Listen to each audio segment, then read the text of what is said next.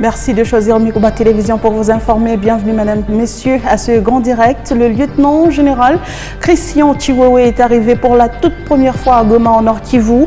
Le chef de l'état-major général des FARDC est dans cette partie du pays pour faire l'inspection des troupes engagées dans les opérations contre l'armée rwandaise et ses protégés du M23. Le mot d'ordre de l'intersyndicale des enseignants du primaire et des écoles publiques en République démocratique du Congo a été respecté. Ils ont fait un sit-in devant le ministère des Finances à Kinshasa pour réclamer leur prime de la gratuité de l'enseignement. En province, certaines écoles ont respecté cette décision. Par contre, d'autres enseignants semblent ne pas la connaître.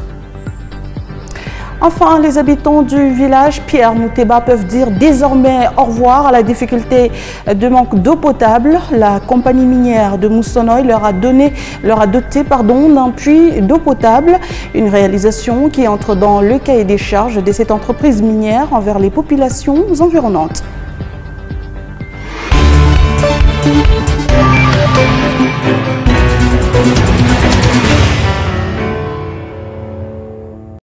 Merci, mesdames, messieurs, d'être avec nous. La visite du pape François en République démocratique du Congo est désormais confirmée. Il arrive à Kinshasa le 31 janvier pour un séjour allant du 31 au 3 février 2023. À cet effet, une grande campagne de communication a été lancée par les autorités congolaises à 22 jours de l'arrivée du souverain pontife et des dispositions sont en train d'être prises pour la réussite de cet événement. Michael Mutula nous donne des précisions dans ce récit. Au total, 11 événements sont prévus sur 6 sites identifiés pour l'occasion. C'est d'abord le Palais du Peuple qui accueillera les papes dès son arrivée le 31 janvier. Le même jour, le souverain pontife se rencontrera les représentants des différentes institutions du pays, les représentants de la société civile et les ambassadeurs. La grande messe sera dite dès le 1er février en Ndolo. Comme le pape ne se rendra plus à Goma, il recevra les représentants des victimes de la violence de l'Est de la RDC. Toujours le 1er février, il échangera aussi avec les représentants des différentes organisations actives dans les secteurs de charité et de solidarité. L'un des moments forts de sa visite sera indubitablement le 2 février avec la rencontre prévue au stade de Martyrs avec la jeunesse congolaise. Le même jour dans l'après-midi, le pape sera à la cathédrale de Kinshasa pour un échange avec le prêtre, les sœurs, les séminaristes, les diacres, les religieux et religieuses avant de rencontrer les jésuites. L'échange avec les évêques est prévu dans la matinée du 3 février. Tout est fait pour assurer que tout se passera dans de bonnes conditions. À propos du site, Stade des Martyrs, l'aménagement a commencé dès ce lundi. Une dizaine d'écrans et une tribune d'animation sera placée à cet endroit pour permettre les bons déroulements de cet événement. Aux côtés du gouvernement des Congolais, l'Église est également impliquée dans l'organisation de cette visite tant attendue. Sachez que cet agenda du souverain pontife a été dévoilé lundi dans la soirée lors du briefing conjoint tenu par le porte-parole du gouvernement et le nonce apostolique pour le représentant du Saint-Siège en République démocratique du Congo. L'arrivée du pape François est un moyen d'exprimer la sympathie, la proximité et la volonté de l'Église catholique romaine d'aider les Congolais à se réconcilier entre eux. À cette occasion, Monseigneur Héctor Balestrero a justifié le choix de la République démocratique du Congo par le Saint-Père. Auquel les Congolais aspirent ne peut pas être délégué à quelqu'un d'autre, mais on doit pousser les autres à aider les Congolaises à faire ce changement. Contexte, après la rencontre avec le président, le pape aura une rencontre avec les représentants des institutions, parmi lesquels il y a même les gens qui viennent de la politique. Mais sera une rencontre avec les représentants de ces gens, soit ceux qui sont du gouvernement, soit qui sont de l'opposition, parce que c'est une rencontre en tant que pasteur, c'est une rencontre pour donner un message au pays et à tous ceux qui composent les forces vivantes du pays, pour les aider, pour les encourager à marcher ensemble. Et dans ce contexte, le pape se dirige aussi précisément, il y a une réflexion, disons une invitation qui est envoyée à tous les leaders des autres confessions religieuses pour qu'ils puissent participer à quelques événements avec le pape. Et même pas seulement au niveau de leaders de religion, parce que il y a deux rencontres, par exemple les rencontres avec les victimes, pas toutes les victimes sont catholiques. Il y a, parce que la souffrance, ce n'est pas catholique, c'est la souffrance de l'homme et de la femme. Et donc le pape va rencontrer les victimes, parmi lesquelles il y aura même des victimes qui ne sont pas catholiques. Et la même chose pour les rencontres avec les réfugiés. Là-bas, on a cherché de faire de manière et le déplacer, qu'il n'y ait pas seulement de déplacés et de réfugiés catholiques, mais même des autres religions. Bien entendu, le pape, comme autorité morale, veut aider, collaborer avec les autres pour que le monde puisse tous ensemble collaborer pour un Congo nouveau. Patrick Mouyaya, ministre de la Communication et Médias et également porte-parole du gouvernement, a souligné lors de ce briefing l'importance que Kinshasa accorde à cet événement historique dont la campagne de communication a été lancée à 22 jours du voyage du pape. Le ministre de Médias a rassuré que toutes les dispositions ont été prises par le gouvernement pour la réussite de cette visite papale dans la capitale RD congolaise. Il a en outre invité tous les Congolais à la mobilisation générale. Regardez.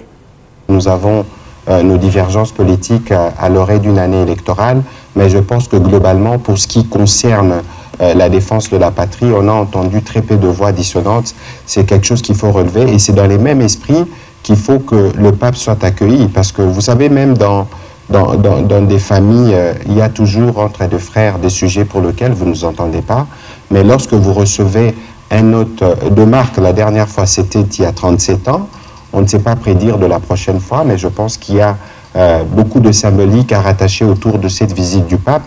Le fait qu'il va rencontrer des réfugiés, des personnes qui sont touchées par les victimes directes de la guerre et des différents massacres, c'est un message fort qui passera, parce qu'il ne faut pas oublier que le pape, il vient avec 80 journalistes dans son avion, que l'œil, les yeux du monde seront braqués sur la République démocratique du Congo. Il n'y aura pas meilleure occasion pour nous de renforcer le travail que nous faisons sous la conduite du président de la République dans les plaidoyers pour mettre fin à la guerre à l'est de la République démocratique du Congo. Alors, pour l'arrivée du pape, c'est une visite exceptionnelle. Nous prenons de mesures exceptionnelles, notamment avec la télévision nationale, pour que nous puissions être en mesure, d'abord comme diffuseur hôte, de produire un signal de qualité en 4K qui pourra être repris par toutes les chaînes qui le souhaiteraient, notamment KTO, mondialement, mais que par la suite, les Congolais, parce que nous parlons des mobilisations, et donc nous allons nous assurer pour que le Congolais, depuis l'atterrissage du pape jusqu'à sa cérémonie d'au revoir, puisse être témoin de tous les événements. Nous comptons d'ailleurs sur les médias pour être les bons relais de cette visite papale. On quitte la religion et on parle de l'éducation à présent. Comme annoncé dans le titre, les enseignants du primaire des écoles publiques de la République démocratique du Congo sont montés au créneau dans la matinée de ce mardi 10 janvier 2023 pour réclamer leur prime de la gratuité de l'enseignement. Ils ont fait un sit-in devant le ministère des Finances à Kinshasa. Sur toute l'étendue du territoire national, la grève dans les écoles publiques est restée le mot d'ordre à observer. Olivier Kavonde.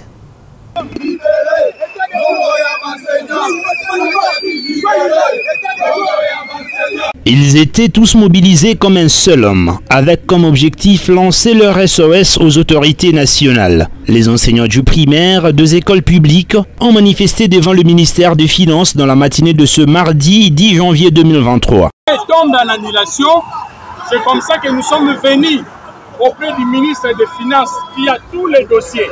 C'est lui qui devait seulement signer et lorsqu'il signe, ça va directement à la Banque centrale et la Banque centrale va alimenter les banques commerciales et les enseignants seront en possession de leur argent.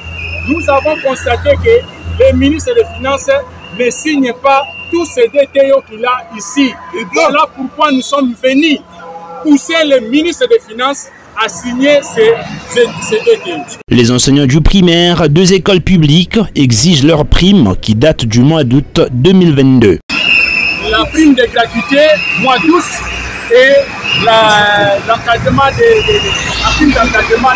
paies pour les agents et cadres de services santé. Ils nous disent que c'est l'ICHEF qui bloque. L'ICHEF va bloquer comment? Alors qu'il y a un gouvernement. Nous là, nous sommes enseignants, nous avons été engagés pour enseigner. Après avoir enseigné, on a le salaire. Nous n'avons pas le droit d'aller suivre ça dans la chaîne de dépenses. Ça devient quoi? Il faut qu'on vienne danser ici chanter, nous devenons des musiciens ou comment? Ça, nous ne sommes pas d'accord. Ils doivent nous payer, nous sommes à l'école et on nous paye. Donc s'ils ne payent pas, nous allons continuer les actions. En entendant la solution à leurs problèmes, la grève reste un mot d'ordre qui s'exécute sur toute l'étendue du territoire national. Après avoir demandé aux enseignants des écoles concernées par la gratuité de l'enseignement de base à rester à la maison ce mardi, nous avons tourné notre caméra dans différentes écoles sur les terrains. Certaines écoles ont respecté à la loupe ce mot d'ordre donné par l'intersyndicale, mais d'autres enseignants semblent être sous-informés de la dite décision. Plus de précisions dans ce récit de Grace Kalong et John Wema. À Kinshasa, on aura ces 6 signes non-stop. Nous, dans les provinces, nous allons demander aux enseignants de rester à la maison. Le mot d'ordre est lancé. Dans la matinée de ce mardi, nous avons tourné notre caméra à l'école primaire Mwanga, qui est une école conventionnée catholique. Ici, les activités scolaires évoluent normalement. Les enseignants procèdent à la remise de bulletins qui sanctionnent le 3e trimestre. La directrice adjointe dit ne pas être informée du mot d'ordre lancé. Si nous sommes ici à l'école, parce que nous, on ne savait pas qu'on a demandé de rester à la maison. Alors c'est pourquoi nous sommes venus là et je n'ai pas suivi à la radio. Si on était au courant, on n'allait pas venir ici à l'école. Tous les enseignants sont là, sauf une qui n'est pas venue parce qu'elle est malade. À quelques encablures du lycée Mwanga, au collège Saint-Jean 23. Ici, aucun enseignant n'est visible. La course est déjà vidée de bleu et blanc. La seule personne trouvée sur place, c'est le directeur de l'école qui justifie l'absence des enseignants par le respect de la consigne. Aujourd'hui, il y a grève. Et c'est pour cela que, là, vous avez vu partout, par exemple ici chez moi, il n'y a pas d'enseignants, pas d'élèves. C'est suite au mot d'ordre donné par la syndicale nationale. C'est très compliqué à ce stade ici. C'est vraiment compliqué. Aujourd'hui, c'est l'intersyndical. On suit les mots des autorités. Le mot d'ordre a été respecté dans plusieurs écoles où nous sommes passés, notamment au complexe scolaire Tupindani à la cité Manika, où nous retrouvons l'école Mwanga Taïfa, Ekima, Abbé Paul Bank et tant d'autres. En séjour à Kolwezi pour un stage de professionnalisation, les élèves de l'Institut du cinquantenaire de Kafankumba ont reçu la visite de l'évêque de Kolwezi. Richard Kazadi Kambara est allé s'imprégner de la qualité de la formation et remettre une assistance vivrière à ses apprenants. Dédi Dizamba et Emmanuel Katende nous en parlent.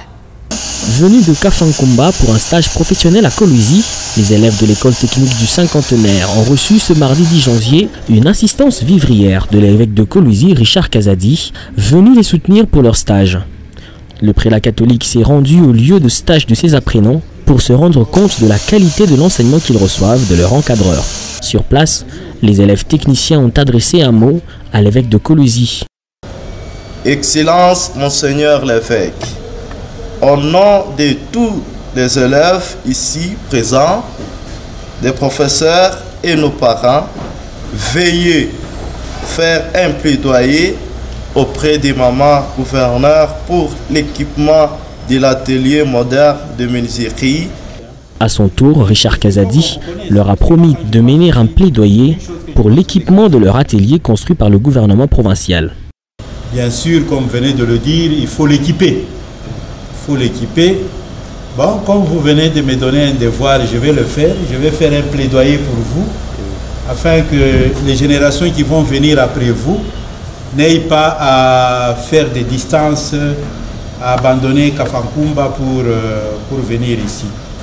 Donc le déplacement que vous avez fait, ce n'est pas un sacrifice, ce n'est pas une peine, ce n'est pas un temps perdu, mais c'est du gagné.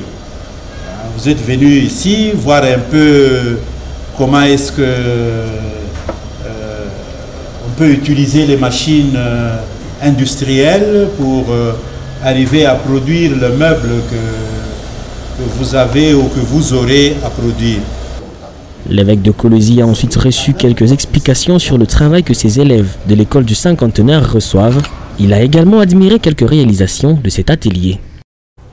Toujours dans l'actualité en province, il y a le commissaire provincial de la jeunesse, sport, culture et art, Paulin Kelaou, qui a au cours d'une communication fait une évaluation des activités et projets réalisés au cours de l'année 2022 dans son secteur. Différents points positifs ont été évoqués, c'est notamment l'encadrement des jeunes, la prise en charge des équipes de football et la mise sur pied du musée national de Kolwezi, mais aussi tant d'autres projets. Dorsem Teb nous fait le point dans ce grand format. 2022 pour le commissariat de la jeunesse, sport, culture et art a été une année de réalisation de quelques projets phares. D'abord, en ce qui concerne la jeunesse, évoque Paulin Kelaou. Nous encadrons la jeunesse au moment où nous avons pris la responsabilité sur la jeunesse.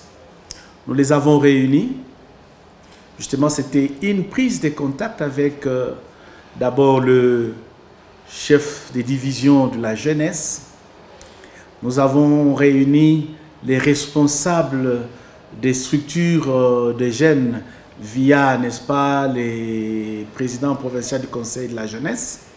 Nous les avons réunis, nous avons échangé avec tous ces responsables et après est venue la journée mondiale de la jeunesse où nous avons célébré cette journée avec beaucoup de jeunes. Nous avons senti que la jeunesse du Lualaba s'intéresse à la gestion de la chose publique. Nous avons accompagné les jeunes à la rencontre avec le chef de l'État à Kinshasa.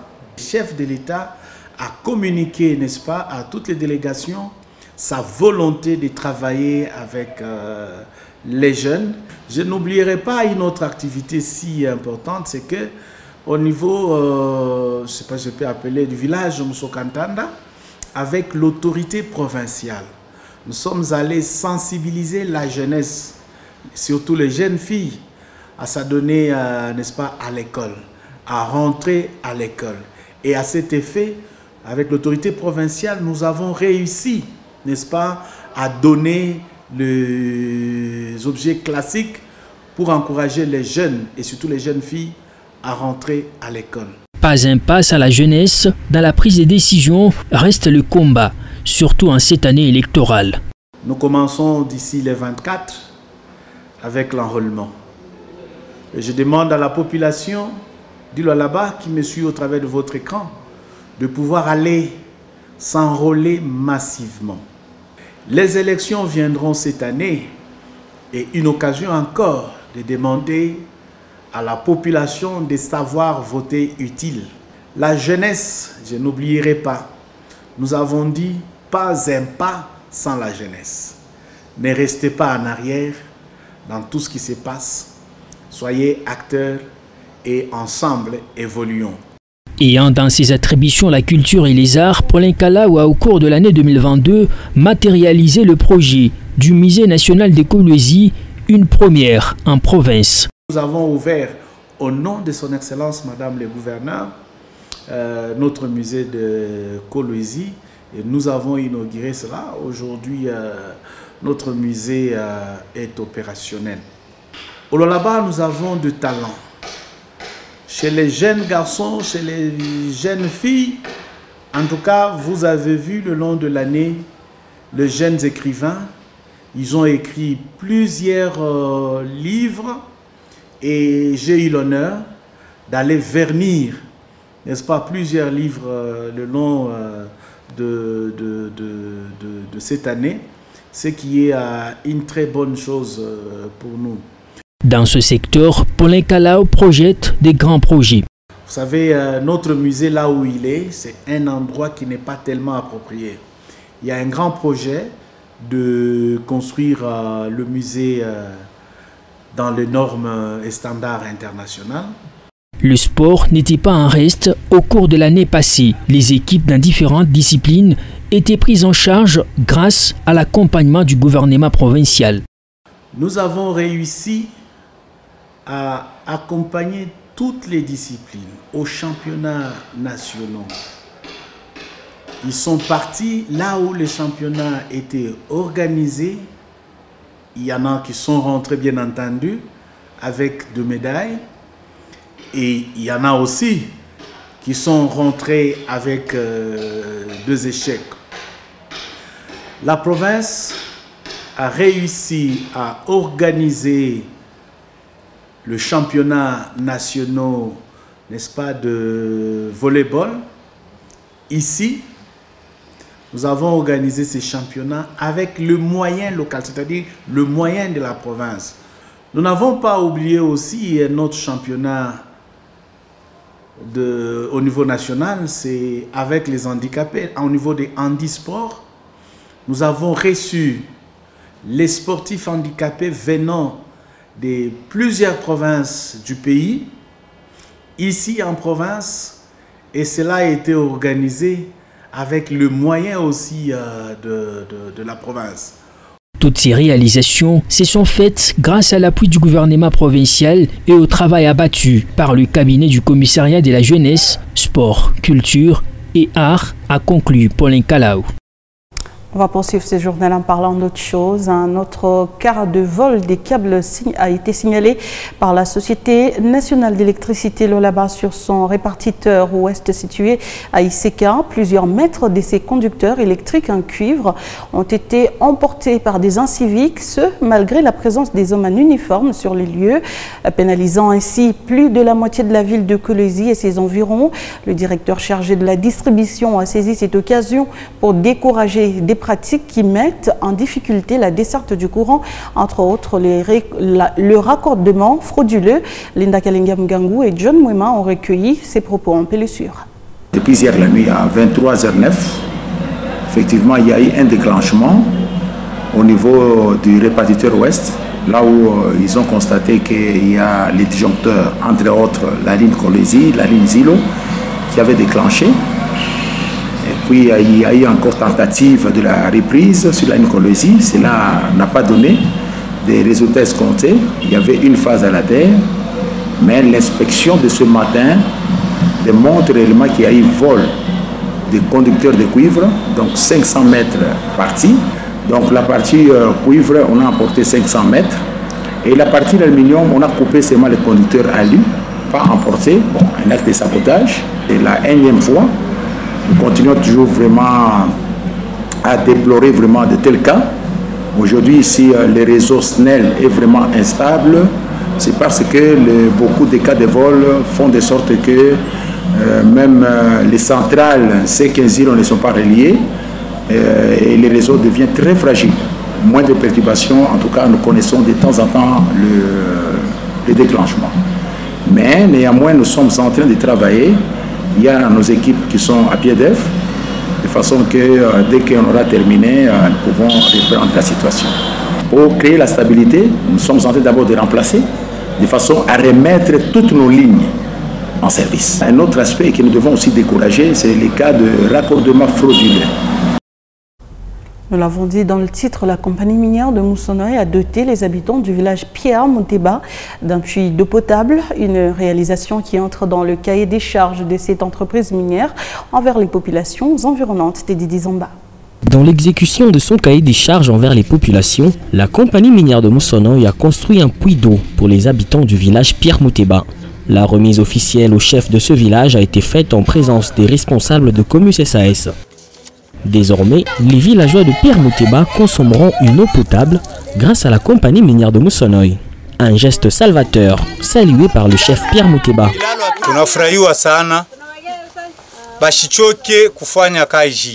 Nous remercions Comus pour ces gestes.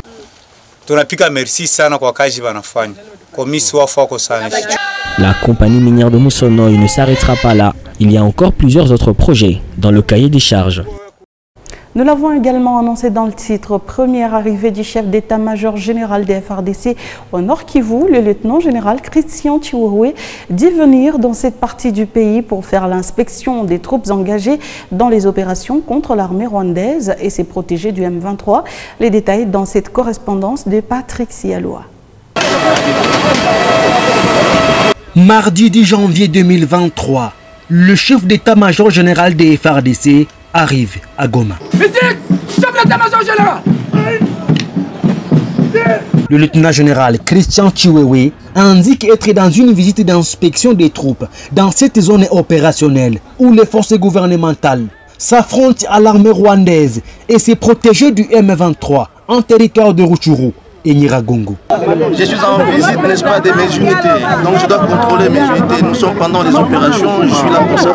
À l'aéroport international de Goma, le numéro 1 des FARDC a été accueilli par le gouverneur du Nord Kivu, le lieutenant général Ndima Kongba Constant, le commandant 3e zone de défense, le lieutenant général Marcel Mbangu Machita, le commandant 34e région militaire, ainsi que d'autres officiers supérieurs des FARDC et de la PNC présents au chef-lieu du Nord Kivu. Soulignons que le nouveau chef d'état-major des FARDC, Christian Chiwewe, est dans sa première visite au Nord Kivu depuis sa nomination à ces postes par le chef de l'État il y a peu.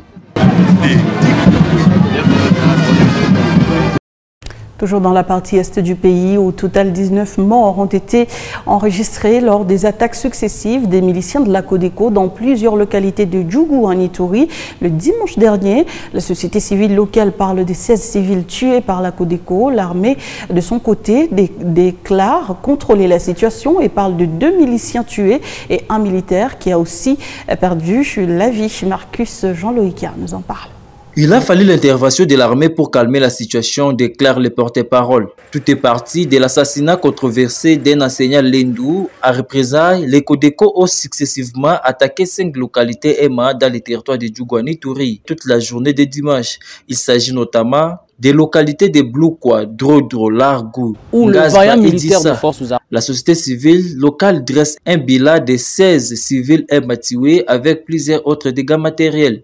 L'hôpital général de Drodro et le centre commercial de Largou ont été suffisamment pillés par ces miliciens. L'armée de son côté, qui minimise les faits, parle seulement de 4 morts du côté civil avec quelques maisons incendiées. Le lieutenant Jiningongo, porte-parole de FARDC en Ituri, indique que la situation est sous contrôle de l'armée. Des miliciens Codeco ont été tués et un militaire a perdu la vie lors de l'intervention militaire, poursuit le lieutenant Jiningongo. Il a par ailleurs appelé la population à cesser des provocations contre les miliciens de Codeco qui sont en processus de la paix. De ce côté, la société civile locale doute quant à la sincérité des miliciens de Codeco à vouloir faire la paix suite à ces multiples attaques contre les civils.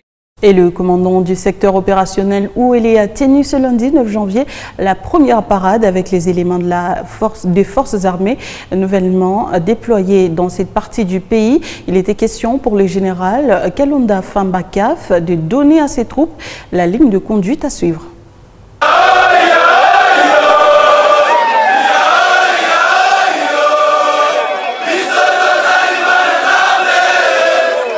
Le général-major Kalonda Fambakaf, commandant du secteur opérationnel Ouélé, a présidé la première parade de l'an 2023. C'était le lundi 9 janvier à l'état-major du 10 secteur situé dans l'enceinte du camp Evaza au territoire de Dungu dans la province de Haut-Ouélé.